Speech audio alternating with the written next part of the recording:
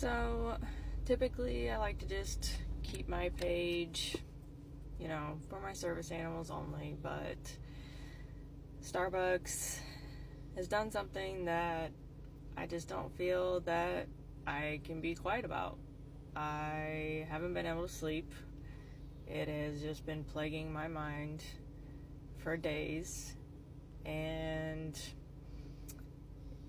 I'm sure everybody knows by now that Starbucks basically bought out Las Vegas this past week for a couple days for their leadership experience. So they paid for 14,000 Starbucks leaders, store managers, district managers, whoever else, to fly out to Las Vegas for a leadership experience.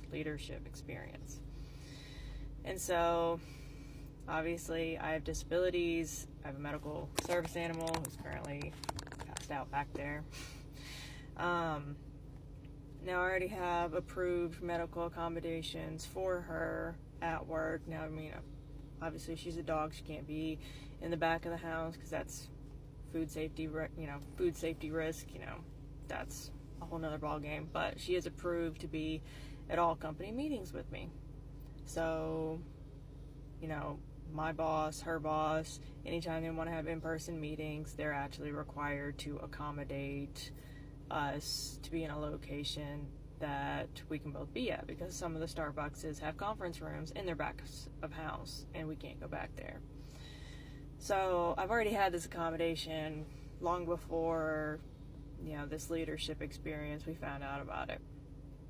So it comes time for me to register for this experience, and obviously I have to put in another accommodation during the registration process to have her, and for her, and to be able to have a bigger plane seat there there and back, because she has to be able to fit at my feet. Now obviously I have disabilities. I'm protected under the ADA. She's protected under the ADA. She's federally protected medical equipment.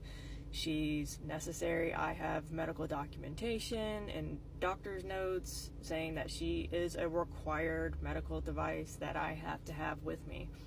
So it's not like they didn't know about this, But they basically said that they weren't going to pay the extra fees, and that if I wanted to go, I would have to pay the upgraded seat in order to be able to fly.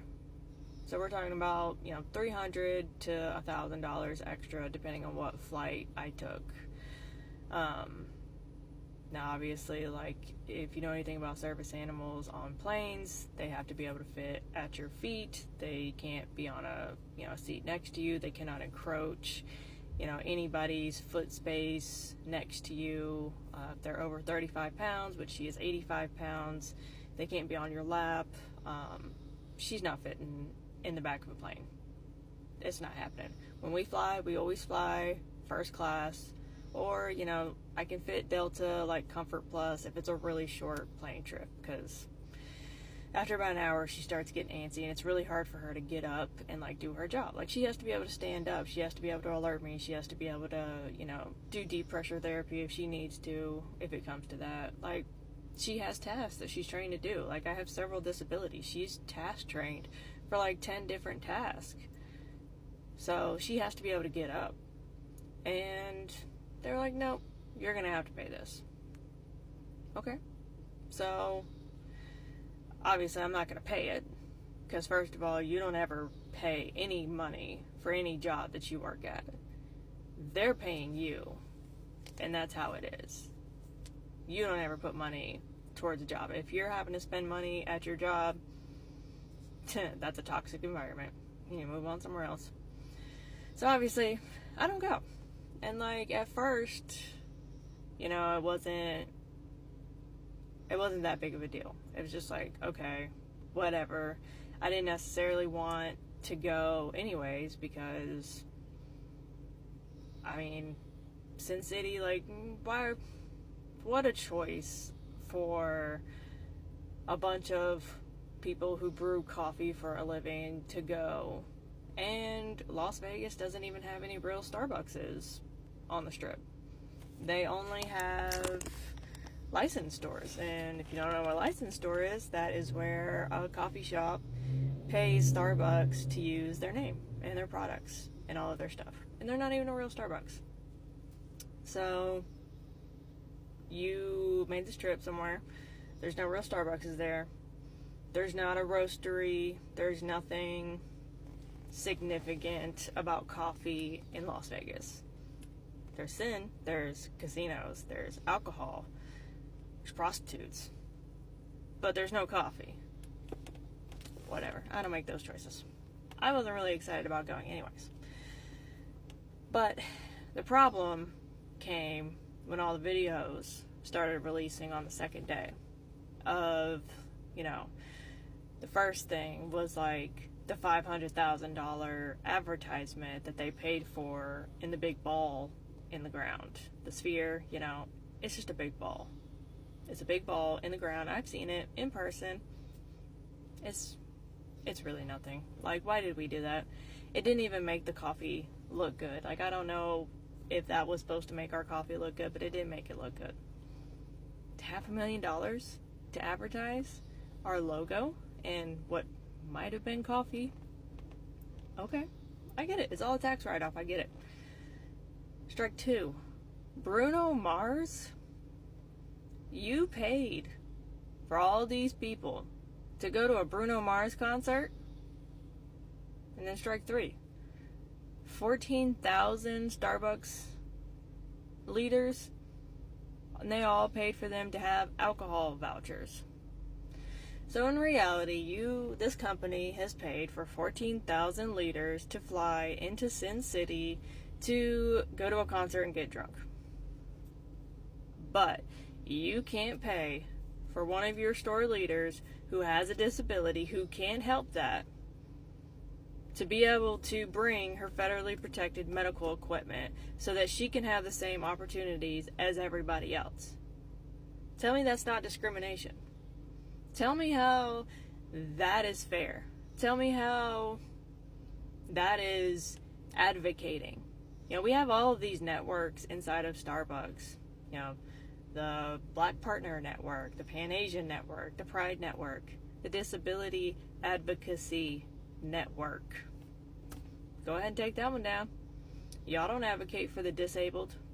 Because who was advocating for me? Nobody. And that's the thing. Like, if the tables were turned, if, like, say, Starbucks wanted to, this would never happen, but say they wanted to fly all the baristas out somewhere and they wanted to do a trip.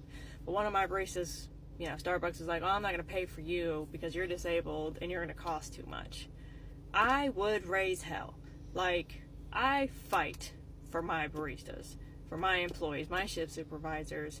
I love every single one of them. They are good people, and I will fight tooth and nail for them. If they came to me and were like, hey, they're not letting me go because they won't pay for me because I have a disability, because I'm different, I would go crazy. I would lose my mind.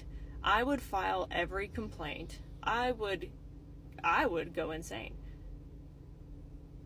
My boss knew. Everybody knew. But who was advocating for me? Nobody. I'm a top performing store in my district, in my region. And I'm not saying that to brag. I don't really care. I'm just being honest. Who is advocating for me? Nobody. And people wonder why nobody wants to work in corporate America. People wonder why everybody's working for themselves and they can't keep good employees. This is why. Because you don't advocate and you don't fight for any person that's halfway decent. So yeah. That's my piece, and I just felt like the world needed to know. Don't work for Starbucks if you have disabilities, because they're not going to fight for you. So yeah. Redemption. You want to say hi to everybody? Come on. Come on. You want to say hi? I've awoken the beast. That's the reason I couldn't go. So yeah. Love that for me.